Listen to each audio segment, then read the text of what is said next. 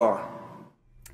Happy New Year and welcome back to the Law and Crime Network. I'm Heather Hansen and we have got quite an afternoon here for you. We are first going to be talking about this swatting case that was in the news over the weekend. Swatting is this rather new phenomenon where people are calling the police and saying that there's some sort of a hostage situation in progress to get the police to go to that home. This particular swatting incident ended in a death, and criminal charges are going to be pressed as soon as today. We'll be talking about that in just 1 minute. We're also going to cover the top 10 celebrity cases of 2017. I have to tell you, I've been chatting with some of you in the chat room and you're already coming up with some great cases that we did not name. So stay tuned with us for the cases that we did name, and maybe we can sort of debate them out as the afternoon goes on. I have two fabulous guests for this conversation. I have here with me in our brand new studio, Caroline Polisi. Yes. So good to see you. Happy New Year. Happy New Year. I love the new studio. It's really great. For those of you at home, we have a whole new digs here. And then we also have via Skype a fan favorite, I know, Andell Brown. He's a Miami criminal defense attorney. Hi, Andell.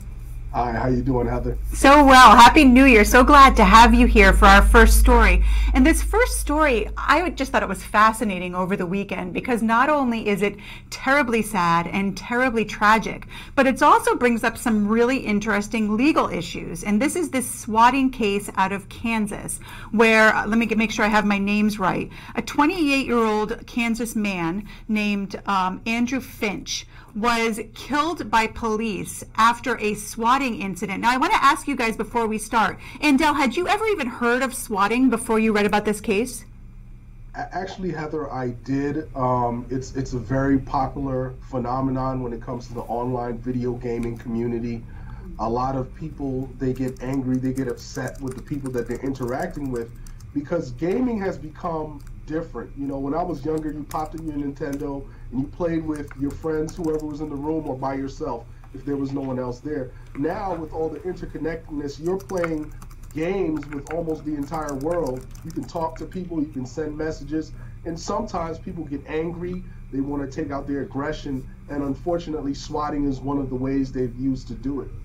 Yeah, it's crazy to me. I may have heard of it, the idea, but I didn't realize that it actually had a name. Caroline, had you heard of it? No, and I think I'm too old to be in the sort of prankster world, but it seems like it's the next generation of sort of, you know, high tech pranks. No, jerky boys phone calls. Exactly. Yeah. But as we're seeing now, I mean, there are unintended consequences that go along with it, and it's a huge waste of resources, really. Well, it's horrible.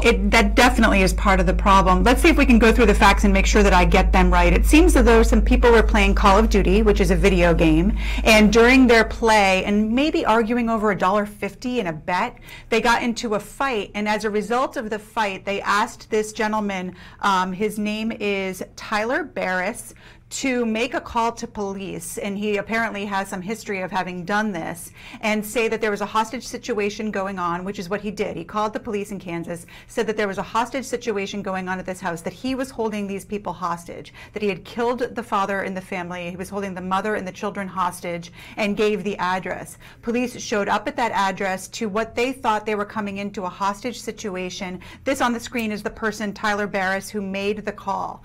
Police arrive at the home to what they think is a hostage situation. The victim, Andrew Finch, who we saw on the screen a little bit earlier, stepped outside and apparently did not put his hands down at the request of police, or put them down and then raised them back up again. He was shot and killed by the police in this situation. Now, Tyler Barris, who has been charged in this case, is going to face criminal charges. Andell, I want to start with you. What types of criminal charges do you think he will face, and what types of criminal charges do you think will stick in this case? I mean, you know, I think there are a number of charges that are possible, but it's going to be hard to prove causation for each of these causes of action. Number one, he can be charged with misuse of the emergency phone line system. He can be charged with, you know, of course, being untruthful. Now, the question is whether or not they're going to connect his actions with the subsequent death of the person at that house. That could be a much more serious charge. You can even be looking at a murder charge because of that.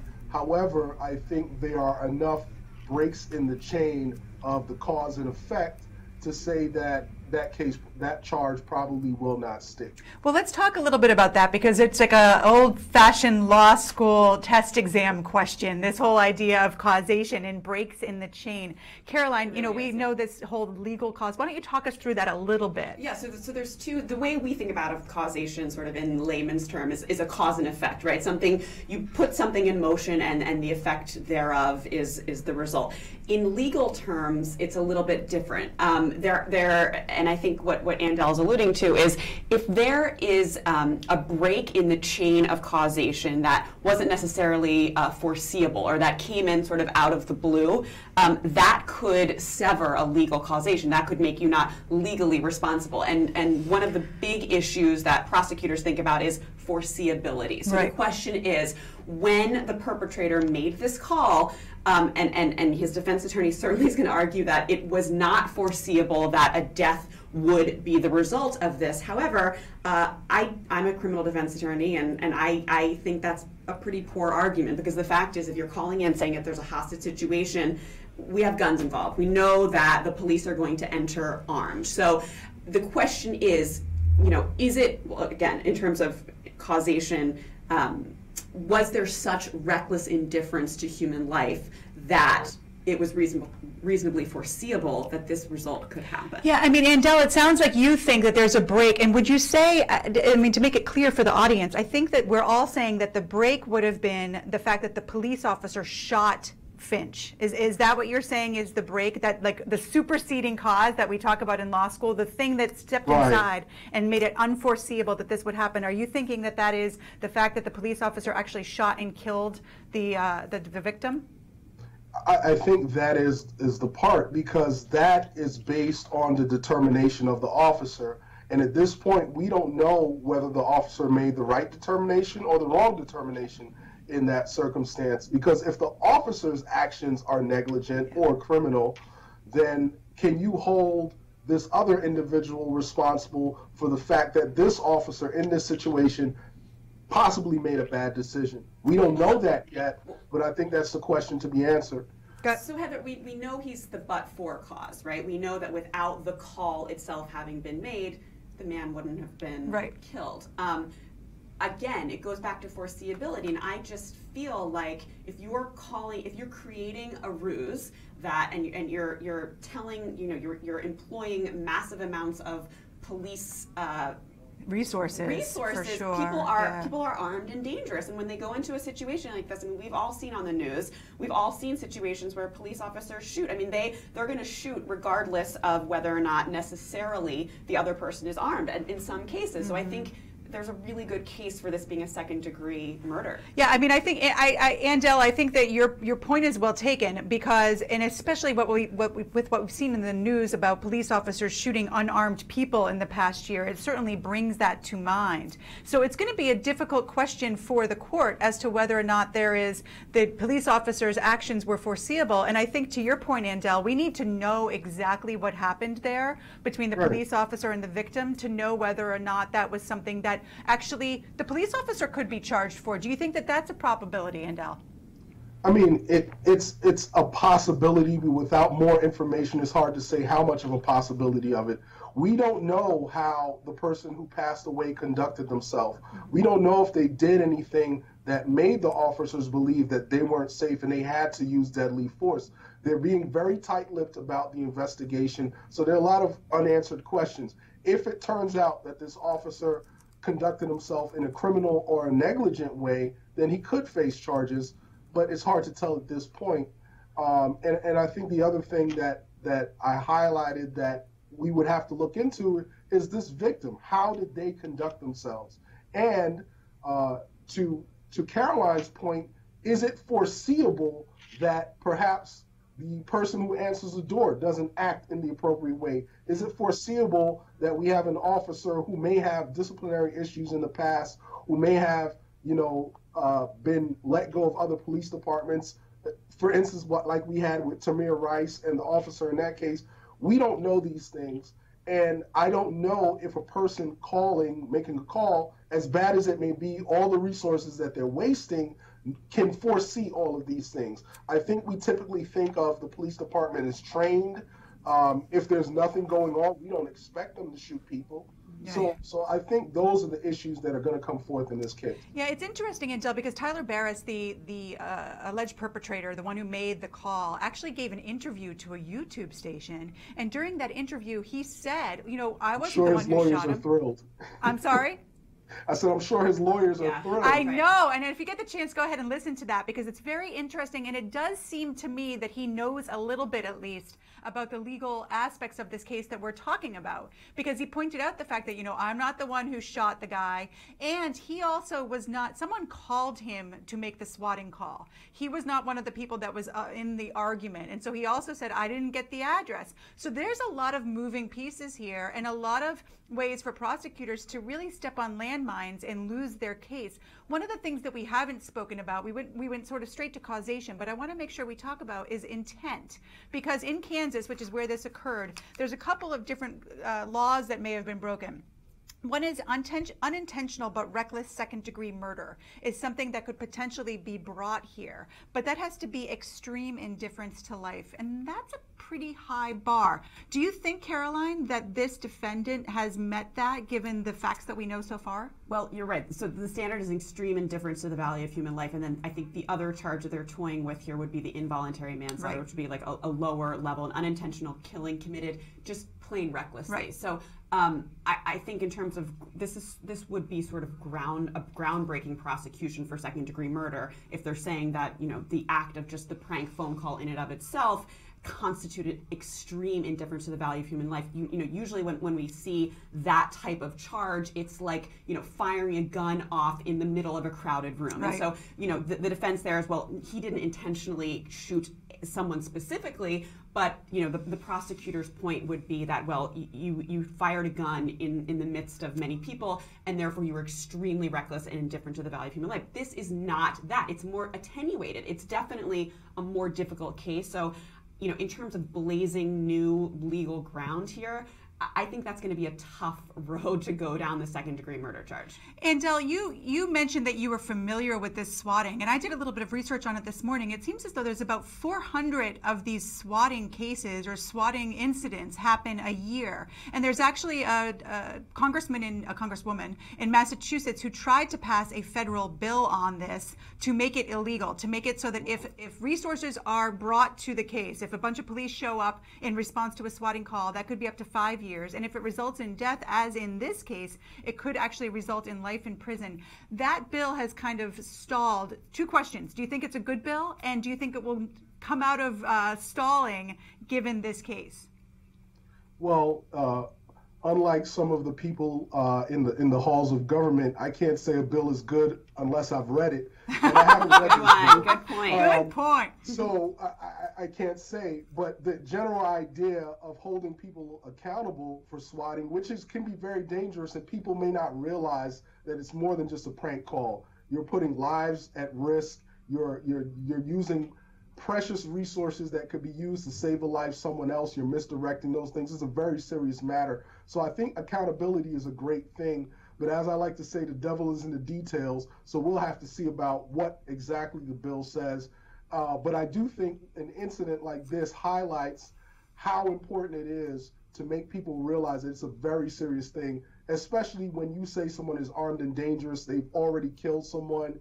The police are coming, rightfully so, on hot alert because they don't want to have any more loss of life or any other danger to the community. So you have to be responsible for that. How that's going to get done, I guess we're going to have to wait and see. Yeah, what do you think? Well, it's a little bit like a strict liability holding it. So, you know, it reminds me a little bit of the felony murder rule. If you are, you know, voluntarily embarking on a criminal enterprise and commit a felony offense, and somebody is murdered throughout the course of that offense, you can be held liable even if it wasn't you yourself that sort of pulled the fateful trigger. So I think we're seeing the legislation try to catch up with what's happening sort of in the real world landscape, instead of trying to sort of fit a circle into a square here on the prosecution side, trying to fit this into a second-degree murder or you know, a manslaughter case. If there were a statute that sort of you know, set out the legal landscape here, it would be much easier for prosecutors to sort of navigate this new terrain. Yeah, I mean, I think that we can all agree that it seems as though if this is happening as often as it seems like it may be happening, it may be time for a federal law to address it. One of the other things that I just want to point out here, guys, is that Tyler Barris is somebody who's no stranger to the legal system. In 2015, he was arrested and charged with making bomb threats. He was convicted of 2 counts of making bomb threats and sentenced to 2 years and 8 months. It's unclear how much time he actually served. And then in January and August of 2017, just last year, he violated protection orders. So, you know, it seems as though he's a guy that maybe has some issues. Right. And this may be the case that sort of puts him away for a longer time than the time that he's already served, and that might be a good thing. Yeah, and the bomb threat fits very much into this type of crime, which is sort of crying wolf and sort of laughing at everybody's expense. Well, this time it turned out very badly for him. And so, you know, it's the second time doing it. And one last thing before we move on to the next story. Andell, to your point, I think the family members are really more upset at this point with the police and the fact that the police officers came to their house. The Andrew Finch, who also had a history with the police and had really changed his life around, stepped outside innocently and was shot down in their front yard by police officers, is certainly something that isn't, you know, isn't new given all the terrible news that we've seen in the past year, and certainly could be something that the family may want to pursue as well. What do you think about that, Andell? Yeah, I think any family would be utterly devastated if they lost an innocent family member just because somebody called the police to their house. And that's right where they are, because the person that pulled the trigger, according to that family, is the officer. That's right. So the swatting and all the other stuff might be bad to them, but they didn't actually pull the trigger. So I guess that's where the family is focused on. I think that if there's legal action taken on the family side, there may be grounds for a lawsuit. I saw a video that claimed to be, you know, kind of dash cam video of what was happening at the time, but I really couldn't verify the source. I didn't give it too much credence. But when you look at this situation, you're wondering, what could an unarmed individual have done when you have a police force? Obviously, there are numerous weapons. I'm sure they set up a perimeter because they know this person is armed and dangerous, and there may be hostages. Usually in that case, not only is there high alert, but there's a certain amount of restraint because you don't want to do anything wrong and harm an innocent party, i.e. one of the hostages or someone else. So I think the family has to look into what went wrong here. How did this person die when all they did was answer the door, and we don't know whether they put their hands up or down at the right time? These situations can be very intense and stressful. And for a civilian, when you're getting instructions, sometimes the instructions, they conflict with each other. One officer may be saying that, another officer may be saying something else, and you're just trying to comply. Someone should not end up dead in that situation. Yeah, and I've got to underscore something that some of our watchers have been saying. T-Bird and Larry made good points that I think are important to state. Police officers are entering into very dangerous scenarios here, right. And especially when it's a call to a home, and it sounded like from the swatting call that the police received, this was a domestic violence situation. It was a family situation. Those are the most dangerous situations for police officers to enter into, and we forget sometimes that they're human beings stepping into, and probably in this particular suburb, may not be used to stepping into hostage situations where you think you've got a dead body, children perhaps being held hostage, and everyone concerned would certainly have a heightened sense of awareness and danger. And it's just a tragedy all around that could have been stopped had the swatting call not taken place. So there's going to be a lot of really interesting legal issues. Today is meant to be the hearing for the defendant. We will let you know if we get any additional information about that, but we wanted to make sure we brought you that story.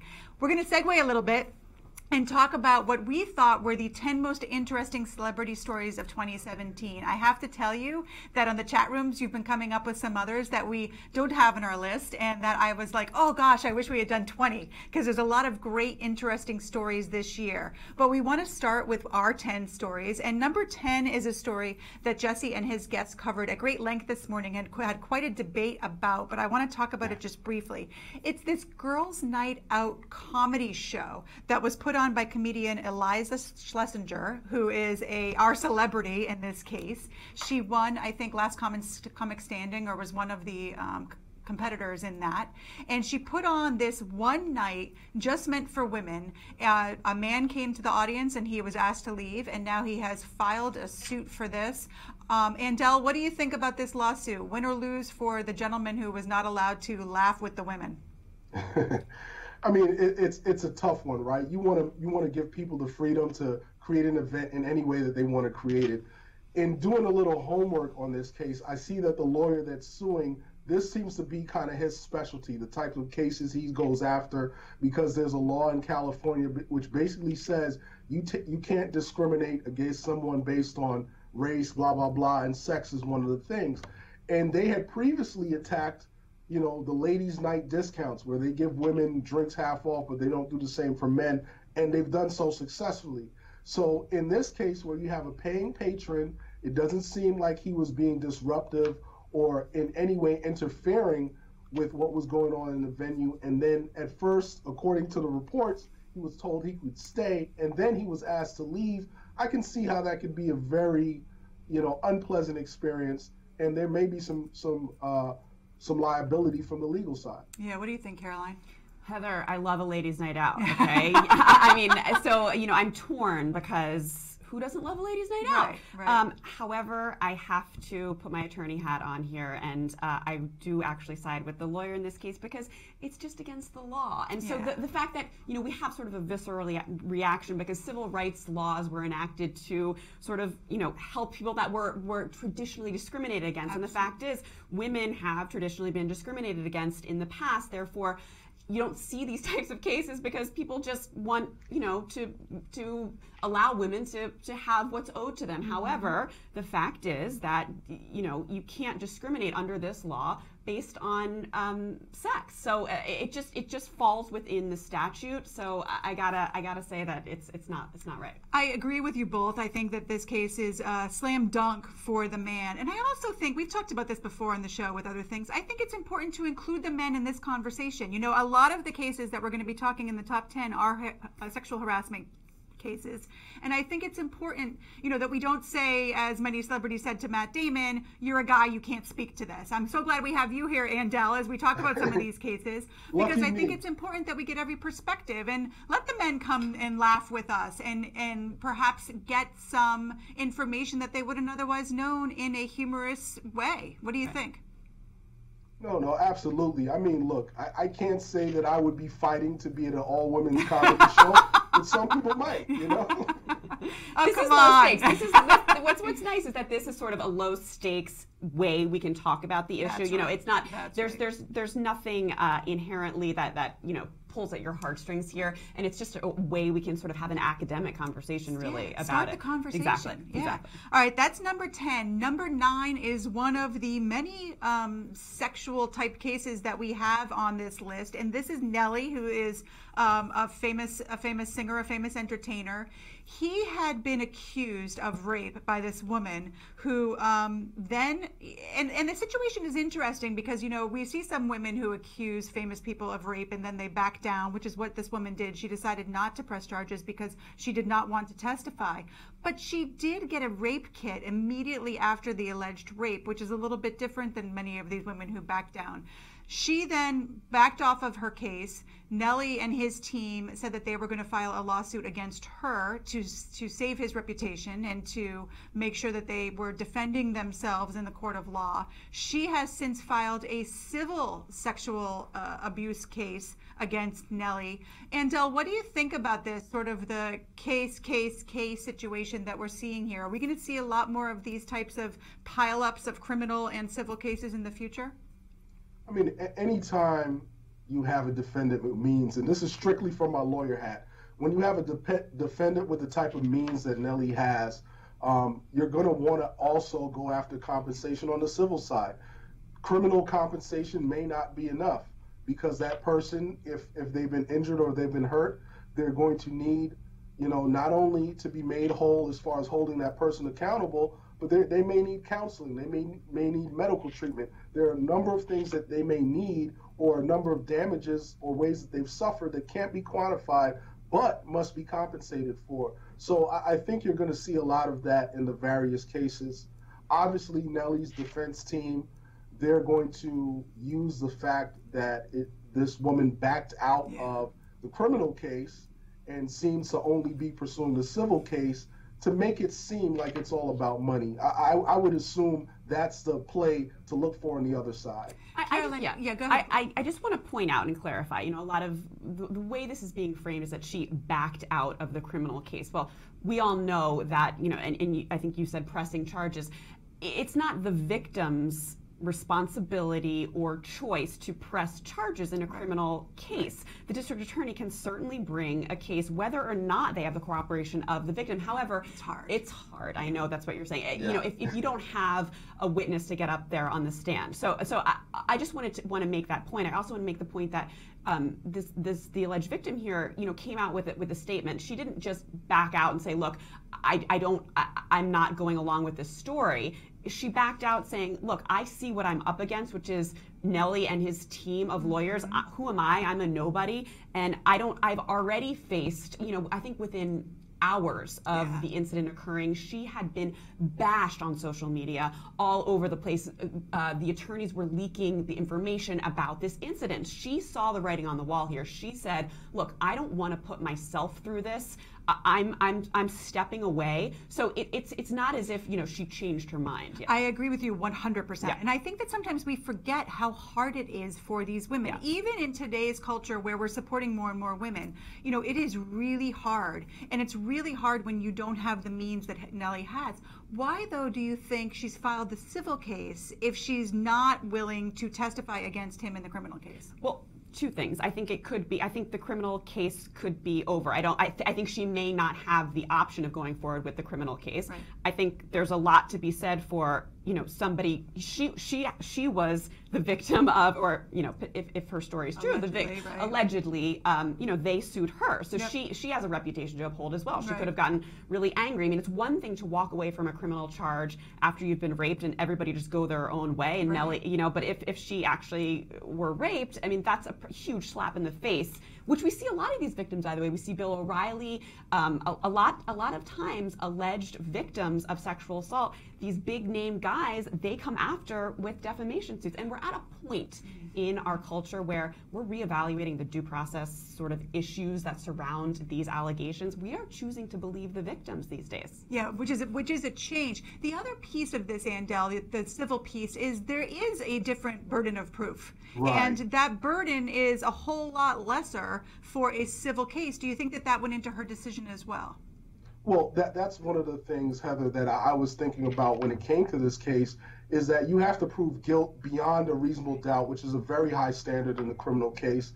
And especially in a case like this, where a lot of it is based on one person's story versus another person's story, you may feel like this person is big and powerful and famous. Nobody's going to believe me. They're just going to believe him. So maybe she thought that her best bet was to go into another forum where the burden was not so high.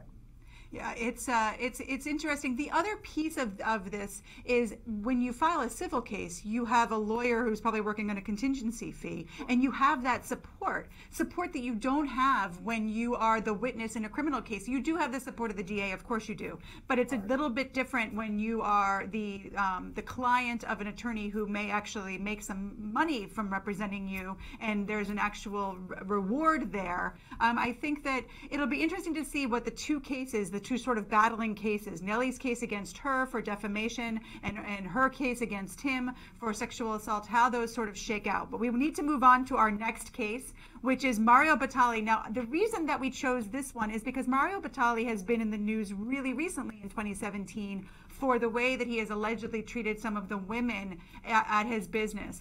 But earlier in the year, this gentleman, Isaac Franco Navarro, I think his last name is, filed a case against Batali's business because he says that he was treated terribly at work because he's a Mexican and because he's gay. He said that they used Mexican slurs and gay slurs against him, and then he was fired. He reported it once, the behavior changed, and then he reported it again, and he was fired for a different offense.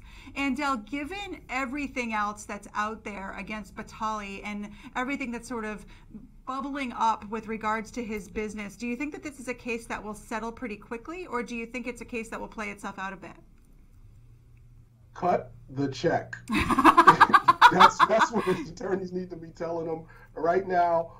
Honestly, whether it is all the way, exactly as the victim says it is or not, I think it's in his best interest and in his business to move past this issue as quickly as possible. Cut the check, move on.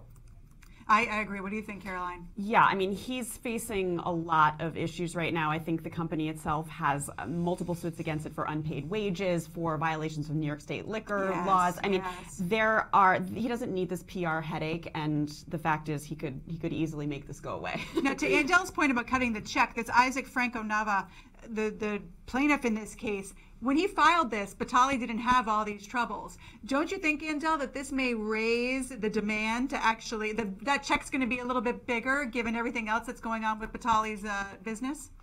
Well, we don't know if he's going to get a check to begin with, but I think he's getting one now. So that's a start. And also, I think there's a lot more motivation to get this case out of the public eye. So it might be bigger. Yeah, it's going to be interesting to see exactly how this one plays out and how quickly it goes away, as well as the other cases against Batali. We want to move on to the next case, and this is a case that we covered here at Law&Crime just a few within the last month, I think, and that's the case of Gene Simmons, and a woman who was interviewing him at a restaurant that he part owns alleges that she was groped inappropriately during that interview. This case is one that I'm on the fence about. You want to support women, and we've heard so much about the Me Too movement, and then what happened this weekend? There was a new movement. There's a new hashtag for women. Time's Up. Yeah, Time's Up. Which is Time's Up is a great movement in my mind because it's providing monies to support cases for women who work in blue-collar industries and don't have all of the resources behind them to pursue actions or complaints against men who have treated them poorly. But this case is a woman who went to interview Gene Simmons. He certainly, if he did what he's alleged to have done, acted inappropriately. He groped her. He flicked her throat. Yeah. But what do you think about this being a civil case for money, Caroline? Yeah, this sort of reminded me a little bit of the Garrison Keillor case, where it was like sort of woefully deficient in sort of the, there are, and people have been sort of lambasted for saying that there are shades of gray when it comes to these issues. Certainly sounds like he was a creep, disgusting, gross, but I think the alleged incident occurred on his knee. She took her hand and put it on her knee, and I thought again of the Garrison Keillor. He put his hand his hand lingered on a female colleague's back for too long. So these are the types of cases that make these issues more thorny, because some will say we have gone too far. Some will say the pendulum has swung too far. Right. Men no longer feel able to even, say that you look nice. They're unsure of the boundaries. This is a clear violation of those boundaries. I just don't know if it merits a lawsuit. Yeah, Andell, what do you think? I mean, it's from a male perspective. Do you think that this is one of those cases that becomes like crying wolf, where if women bring in cases for this type of thing, it loses some value in the more terrible cases? Well, you have to look at each case individually, and I think anytime a woman has been violated, or even the allegation that she's been violated, I think many women take that seriously, and they're just not out there making accusations willy-nilly, pardon my French for the term.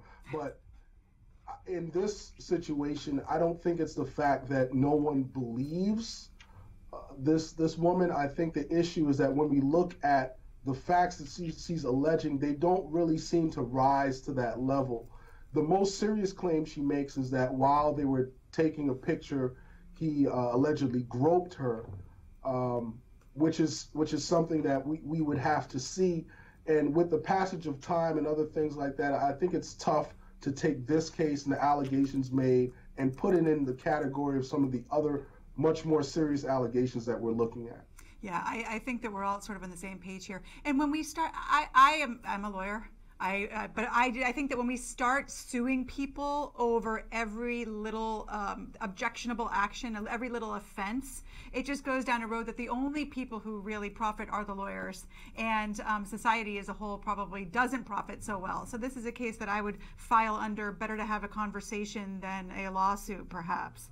The next case I thought was really interesting, and it involves an old favorite that we haven't heard from a bit, and that's Charlie Sheen. Charlie Sheen has sued the National Enquirer and some of the executives there because they printed that he sexually assaulted Corey Haim. You know, Corey Haim is that a young child star who had a pretty tragic time and then ultimately has died.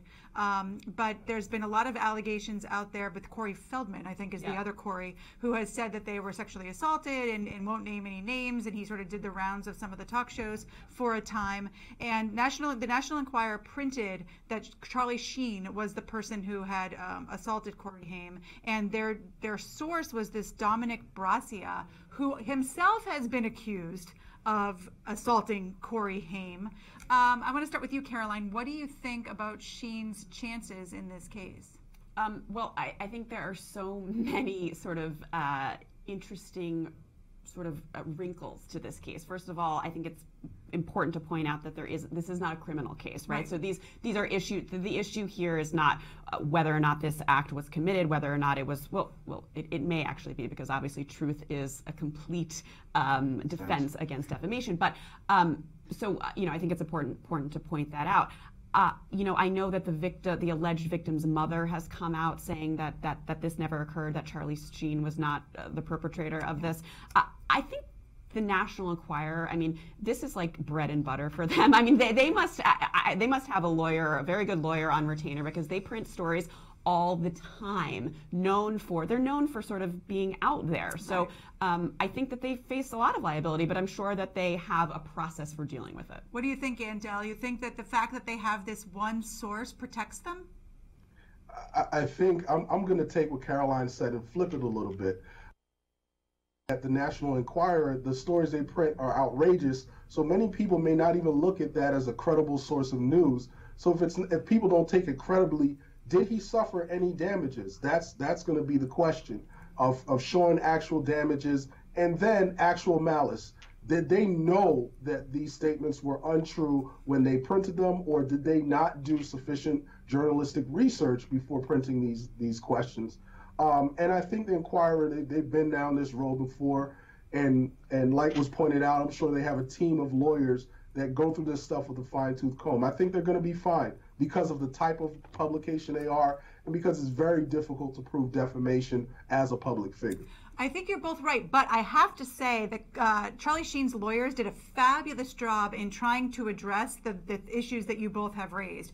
That is, with regards to damages, they specifically in this suit point out that Charlie Sheen has children around the age of that Corey Haim was at this time. And so the fact that he may actually be facing the threat of losing his children or not having access to his children, I think he and the mother are separated, is certainly something that would increase the damages if he were to get to that point. And then the actual malice piece in the case, they actually point out the fact that National Enquirer, and Dylan Howard, I think, is the executive there who is named, is angry with Sheen because they weren't able to break the story of his being HIV positive. And so don't you think, Caroline, that whoever drafted this complaint was really purposeful in trying to address your and Andell's question? Yeah, I think the language that the lawyers used were personal vendetta, that the publishers of the National Enquirer, in fact, have this personal vendetta against Charlie Sheen. That was their motivation. That was that gets you the intent element there, which again is the highest hurdle in any defamation case, the actual malice. So I agree with you. I think the complaint was drafted with an eye towards clicking off all of the elements of this offense. And it's also interesting to me whenever celebrities file cases against the National Enquirer or other tabloid newspapers, it does seem that at some point you have to do that, because otherwise, some of them take the other road, that they'll just lay low and ignore it because, Andell, to your point, this particular paper may not have the greatest reputation, and it's not like it's the New York Times. At the same time, though, I do think that it's probably gets old. And I think that if I were the lawyer for a celebrity and a case like this one was printed, I think at the very least you have money to throw around, arguably. Go ahead and file it. Yeah, no, these are serious accusations. I don't think anybody would want to get wrapped up in that. Charlie Sheen obviously is no stranger to the public eye. But I agree with you. You have to draw a line somewhere. This next case is one that I wanted to make sure that we included because we've heard so much about males, sexual harassment cases, females alleging that males in positions of power were sexually harassing them. We hear less about it the other way around. And I know that you at home have often said to us in the chat rooms that this happens on both sides, but men don't bring complaints, they don't press charges, they don't go to the police, they don't go to their supervisors. And so here we have a case, or at least allegations. It sort of seems as though this was a complaint that was written but not actually filed against Mariah Carey and her security guard. It's interesting because it was primarily a case for wages that had gone unpaid. But as part of that case, he also claimed that she had sexually harassed him, that she was putting herself in sexual situations, walking around in a negligee purposefully in order to make him uncomfortable. So this is sort of flipping the script a little bit. Andell, what did you think about this case? I want to start with you. That man has been through a terrible, terrible thing. The poor. Mariah Carey came out in a negligee in front. We have to get this man compensated. I love it. So funny. He needs justice. We demand it. Listen, you know, it's an interesting thing because I think that is, I'll never forget when I saw the movie Disclosure. Do you guys remember that movie with Demi Moore? Yes. And she was, and I saw it with a friend and her boyfriend, and the boyfriend was like, you know, she can harass me anytime. And yet there are, you know, it is a real thing. I mean, is this Harvey Weinstein opening up his hotel room, you know, in a bathrobe? Yes. The question is, you know, is Mariah Carey opening up in this negligee that was unbuttoned? I mean, we're laughing, but in certain circumstances, it could have the same effect. And just like the Girls' Night Out lawsuit, men are afforded the same rights as women, and so they should be given sort of the same level of at least inquiry into their claim as a woman. Yeah, and I think that I think to Andell's point, you know, with someone as beautiful as Mariah Carey, it's hard to imagine that it would be offensive, but offense is a personal thing. And if you take offense at something, you certainly have the right to raise it and to pursue it.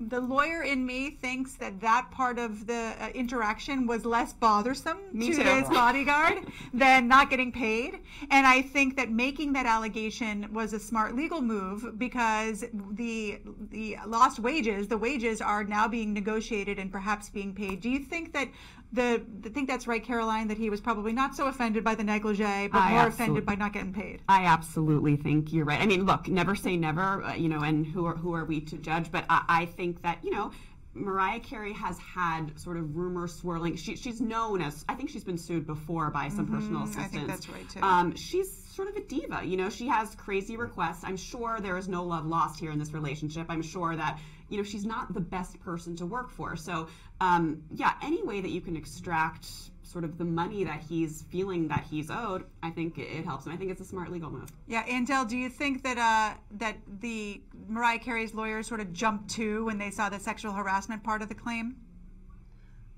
I think that the sexual harassment allegation, even in reading it, even if it is as he says, there's not really much teeth to it. Right. I think it's just something that's in there in today's climate to try to extricate a bigger settlement from Mariah Carey's lawyers. And it seems to be working in that at least they're having a conversation. Our next case, go ahead, Andell. This case, unless it was in there. That's right. That's right.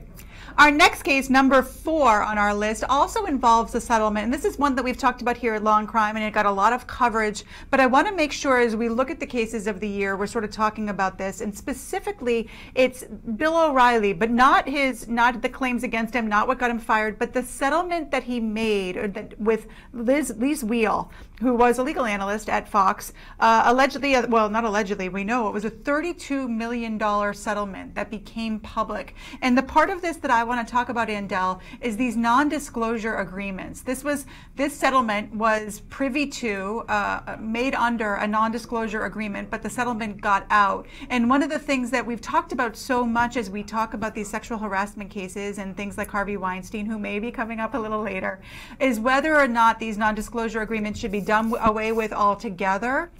Is there a place for them, and do they hurt women? What do you think, Andell? Well, I think we have to allow parties on both sides to negotiate what they think is fair. A non-disclosure agreement is not something required by law. It's simply a term that both sides agree to. Does it hurt women? That's hard for me to say. You know, obviously I'm not in the shoes of a woman to know exactly how it's affecting them. But I think that a lot of people feel like we don't get to hear the full story because this person is powerful and wealthy. So they throw enough money at the other person that they can't speak.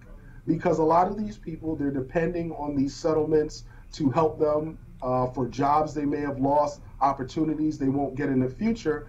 And these non-disclosure agreements, they are real financial consequences if you break them. Yeah. If you go out and you say something you're not supposed to say, they can kind of reverse the whole agreement and you may end up owing them money. Yeah, it's an interesting thing because, Caroline, to Andell's point, you know, they are negotiated, and sometimes the women want them. Sometimes. Absolutely. I mean, I think that point is sort of a nuanced point that can't be overlooked here, and we're seeing now in the wake of the Me Too issue, a lot of legislation is actually being introduced to actually have it be illegal to include a non-disclosure in these types of settlements. I think Governor Cuomo actually came out today with some legislation that he's introducing to that effect. And I, you know, you two, we're, as lawyers, we're a little bit, you know, and I think maybe it could be because we're so entrenched with the idea. It's the way we've always known it, that sort of, you know, in an arm's length transaction, that each party should get the benefit of their bargain.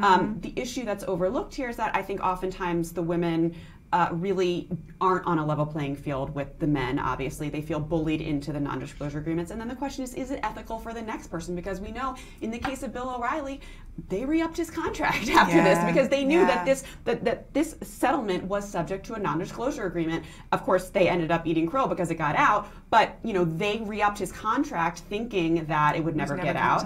And so, you know, these are really thorny issues, and I don't know if we should just take away sort of in a civil case people's rights to enter into a non-disclosure agreement. There's so many more issues to talk about. Yeah, I mean, my hope is that we make, for both men and women, because we know that men are sexually assaulted. We know in Hollywood it's a major issue. We know that young boys are sexually assaulted. And I'm hopeful that we will make it so not something to be embarrassed of or ashamed of, that the victims won't feel like they need non-disclosure agreements. I hope that the culture changes to that extent. But until it does, I do worry that if the non-disclosure agreements aren't in existence, that you may see people who aren't willing to come forward because they don't want to be labeled a victim of this type of crime. Do you think, Andell, that that's something we need to be concerned about? Yeah, I think the non-disclosure agreement is still important for the reasons that you mentioned, and also that you kind of want to have some finality so you can move on with your life and heal from the experience. And the non-disclosure, I think, not only protects the victim, or it doesn't only protect the person that's paying the settlement, who would have been the defendant, but I think it also protects the plaintiff from a protracted media battle. The powerful, rich people on the other side, they have way more means to get out a message than you do. And I think for the victims who are going to settle these cases, I think the non-disclosure is also something that can bring them closure because they know the other side can't talk about it either. We're going to move on. Yeah, I think we'll be talking about this a lot more here at Law and Crime over the next year as we continue to see these cases come to pass. But I know that both of my guests have to go, and I want to move on to our next case. The top three are cases that the audience, different people in the chat room, have guessed. So, and I think some of you cheated and looked on our website before we came on today. But number 3 is Taylor Swift. And, you know, she was on the cover of Time magazine as one of the women who came forward in this Me Too movement. And some people took exception at that because of the relatively benign nature of her sexual assault or sexual harassment. But she was sued for defamation. She had claimed that a DJ had grabbed her backside during a picture and he was fired. He sued her for defamation and she sued him back for $1 for this sexual harassment and won. Caroline, I want to start with you. What do you think about our friend Taylor Swift and whether or not this was an appropriate case? I'm not a huge Taylor Swift fan in general, okay?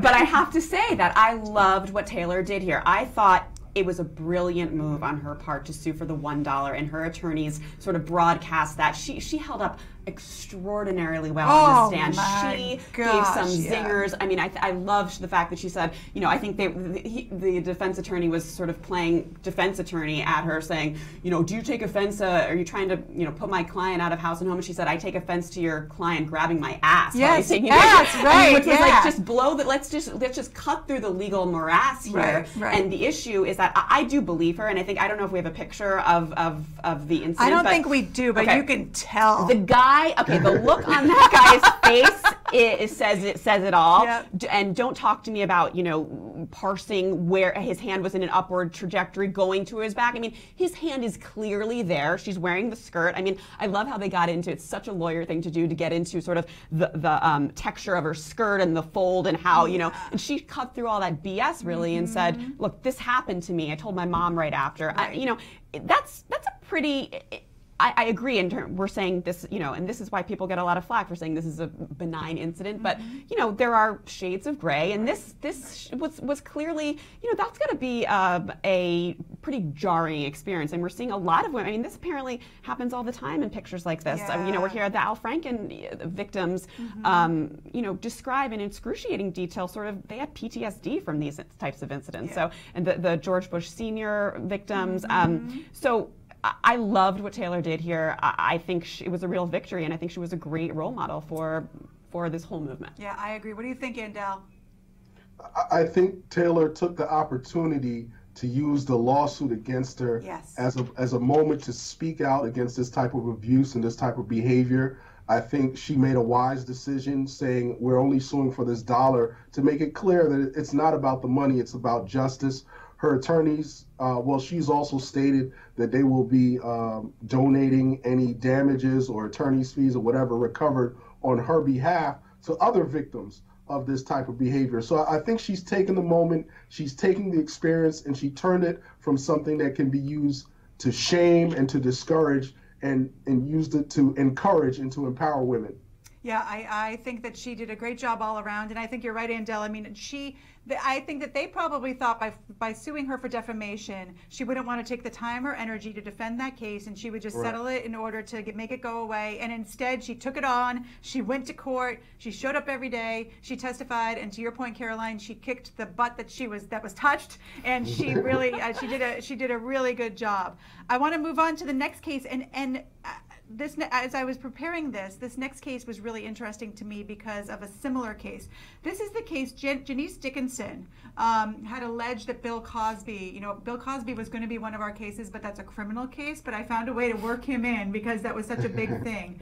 Janice Dickinson had claimed that he had raped her, and Cosby and his team denied it. She sued him for defamation, saying that you're not calling me a liar. That case was initially thrown out of court, and this was here in New York, which is important to my analogy that I'm going to make in just a minute. And the court just said that case can continue. And I think that we're seeing more and more of these defamation cases sort of go hand in hand with these sexual assault and sexual harassment cases. What do you think of this one, Andell? And then I want to talk about how this plays into our president. But first, let's talk about Janice Dickinson and Bill Cosby. What did you think about this defamation case being allowed to go forward? Well, I think it's very interesting, and I think what we have to distinguish is between a denial and a defamatory statement. Because if Bill Cosby says, you know, that's not what happened from my recollection, that's one thing, but if they go out and they call Janice Dickinson a liar, that is a very serious accusation against her character. That's not just saying, I don't recall the events going this way or this thing did not happen. I'm saying that you're a person who's out here willfully deceiving people as to what happened. And I think that's what the defamation case will turn on, whether or not there was a simple denial or there was actually a defamatory statement that claimed that Janice Dickinson is in fact a liar. Well, and that's why the case was initially dismissed, because just to deny something, to your point, Andell, is not necessarily defamation. But Caroline, you were going to say something. I think that the appeals court took up this exact issue, and the statement that they made was that, look, when you accuse somebody of rape and you receive a letter back from their counsel saying that the rape never occurred, one can, from a legal perspective, one can infer that you are then calling that person a liar. So I think the point is that that standard has been met here for a defamation case. Of course, it doesn't mean that she wins. It means that she has another shot at bite at the apple. Really, go back for the lower court to sort of review the case. But I agree. I think we're going to see a lot of these cases cropping up. The fact that the issue, it's not necessarily going to hinge on, we all know, the recent trial against Bill Cosby ended in a mistrial. He's coming back up for prosecution. That may sort of change the tide. Even though it's not directly related to this case, that could have an effect, I think, on the outcome. Yeah, I think so too. I think it's dangerous because, Andell, to your point, if you're the lawyer for Bill Cosby, what do you do? You've got to deny it, right? And so some lawyers, I think Bill Cosby's lawyer is probably one of these lawyers, and our president's lawyers have been one of these types of lawyers. They don't just deny it. They burn the earth. They scorch the earth as they're denying it. And maybe scorching the earth is not such a good idea if you're going to have defamation cases flying at you. But the denial itself, giving rise to a defamation case, is a little dangerous to my mind. But here's the interesting point. So Lisa Bloom is the attorney for Janice Dickinson, and she's had her own host of issues this year, which we're not getting into today. But her mother, Gloria Allred, represents a woman named Summer Zivos. And Summer Zivos has filed what I think is a very similar case against President Trump. And her lawyer is Gloria Allred, Lisa Bloom's mother. And both of those cases, both Janice Dickinson's case and Summer Zivos' case against the president, are filed in New York. So I want to start with you, Caroline. How do you think the fact that Janice Dickinson is allowed to pursue this case here in the state of New York is going to impact Summer Zivos' ability to pursue a case against the president? I think it's great. I think it's going to sort of pave the way for allowing her to continue on with this claim.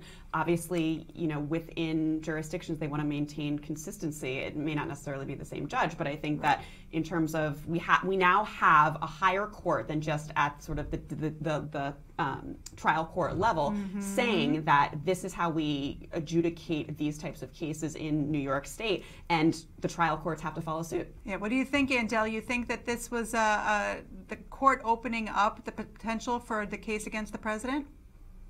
I think so. I think, as Caroline pointed out, obviously they want to have consistency in their decisions in that circuit, and with Janice Dickinson's case, they may have created some new case law that can be used in the other case, because that issue of a denial giving rise to defamation is a very novel legal issue. And if that is something that's going to be used in the case against the president, then her lawyers are going to be on top of that. Yeah, it's going to be, they're both going to be cases to watch, both from a legal perspective as to what constitutes defamation. And if you're a lawyer who represents anyone who's accused of any sort of sexual harassment, you want to be watching that, because that's dangerous stuff. But also how that's going to impact the case against the president here in New York. So we'll continue to watch that at Law and Crime. We have come to our #1 celebrity case, and many of you guessed this one, and it's one that I think will probably be #1 next year and maybe the year after, and that is these cases against Harvey Weinstein. But in particular, these are 6 women who have brought a civil suit, not a criminal suit, a civil class action suit for racketeering. Now, Caroline, explain to us how this works and whether this is a good legal strategy. It's certainly a very interesting legal strategy. In the legal world, we know it as RICO, the RICO statute.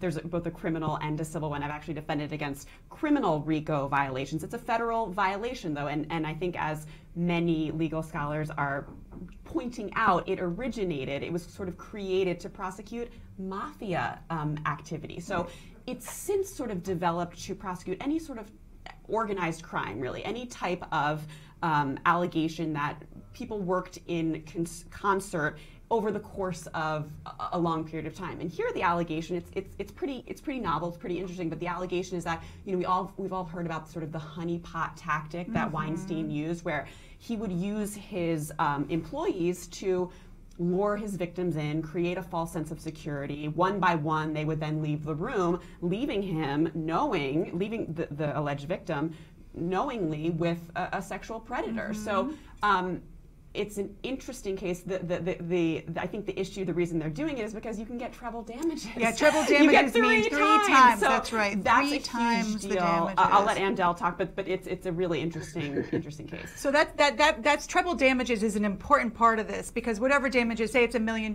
you get 3 times that, so $3 million or more. Right. If the plaintiffs are winners in this case. What do you think, Andell? It's sort of a weird way to bring this case when it could be brought as assault, harassment, intentional infliction of emotional distress, all kinds of tort claims, as opposed to this RICO. Well, I think it's the same as when you try to fit that word into the triple word score on a game of Scrabble. You know, Yeah. You want to make sure you're getting as many points as you can for that word, and I think that's what the lawyers are looking at here. They're saying, we have the opportunity to get damages. We think we have a strong case. How can we make it even stronger?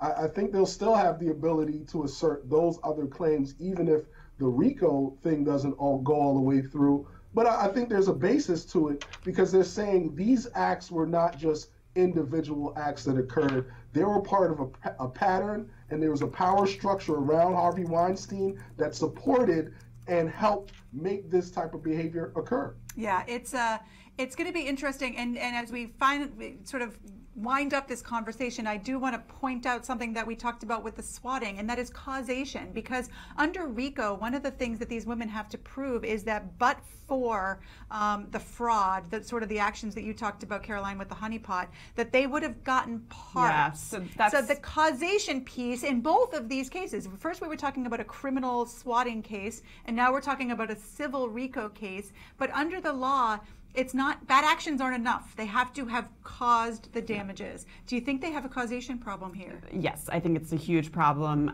You know, in this industry, it's industry-wide, of course. Nobody knows really why people get parts. I mean, there's sort of this ineffable, you know, right. somebody has the je Magic. ne sais quoi, you know, and so you can't, so that doesn't distill into legal terms. So you can't say that, you know, in other employment disputes, this person clearly had the better resume, this person was clearly more qualified for the part, because, you know, beauty is in the eye of the beholder. So it's interesting. And given this causation hurdle that they have, do you think that the plaintiff's attorneys filed this with the thought towards settlement? And if they're going to go for treble damages, they may go for a treble 3-time settlement. You think that was the plan?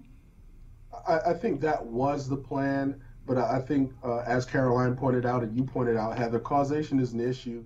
And I think the defense's best exhibit might be Harvey Weinstein himself, because this type of behavior that has gone on seems to have occurred from the allegations in all types of such situations, when he had staff around, when he didn't have staff around. So there's no telling whether or not these people's actions would have prevented him from doing what he did. Yeah. I want to thank you guys. You have been a fabulous panel. We've been talking for over an hour, and I could go on forever, but I know you both have to get back to your practices. First day of the new year is never the most fun day in my practice. I'm going to let you both go. Andell, thank you so much for being with us. I want to have you back for sure sometime soon. Happy New Year. Caroline, thank you for being here with me. I'm sure I'll see you sometime soon. Thanks.